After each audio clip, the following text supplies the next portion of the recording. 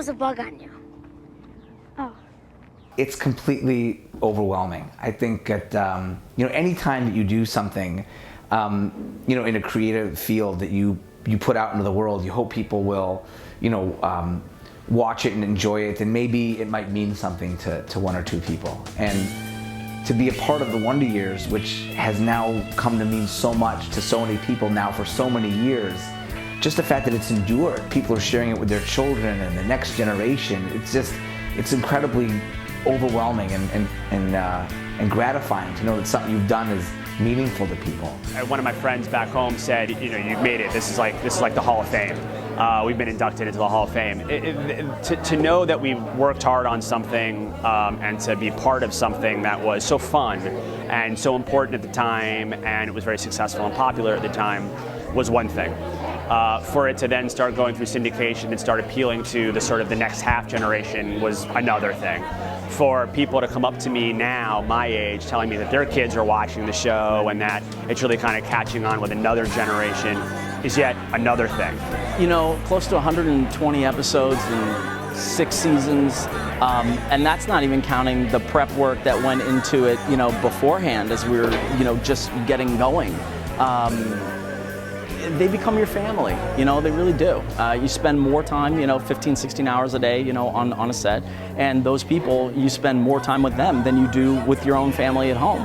And they go from being a set family into like real parts of your family. And, we have gone through so many things together, from deaths, marriages, divorces, breakups, hookups, all kinds of crazy stuff. And we were always there for each other. And Fred, to this day, man, will always be my little brother. I will always look after him as my little brother. We're part of each other's lives kind of forever. We'll always be connected, through this show.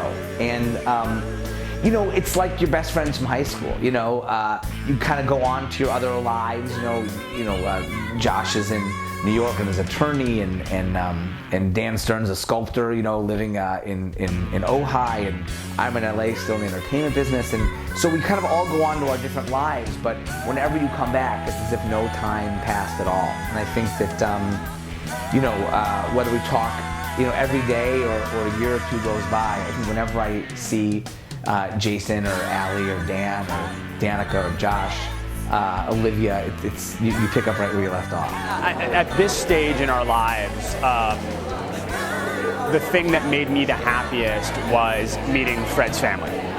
Meeting Fred's wife, meeting Fred's children, who I met for the first time last night and this morning, and that was just amazing. Fred met my daughter the last time he was in New York. And so sure, yes, we have our family, right? We've got Jason and Dan and Allie and Olivia and Danica and Fred, and they are my family, and they always will be my family, and we went through so much together.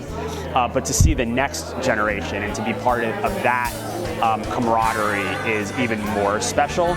But then to have the Smithsonian want it, it's hard to really comprehend the fact that it's not just people now enjoy it and like it, but they're assuming that people forever will want to know about this show and experience this show and talk about this show. And I came here when I was younger to the Smithsonian, and oh my gosh, the Smithsonian. And now, as opposed to being a spectator, here I am today as a participant. So we always knew the writing was good, so on the page it was terrific, but you never know how people are going to respond to it, if people are going to like it or not, or you can never anticipate that. There's a lot of really beautifully written shows that don't get any traction, and we were just so lucky that we were one of those ones that did.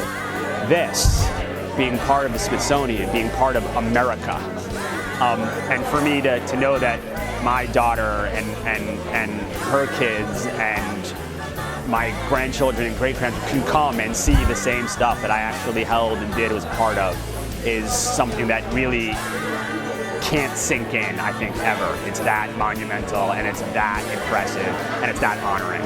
The number one thing I cannot wait to do is to take my wife and to take my children and to come here to this museum and actually participate in it and say, hey, I'm in this thing.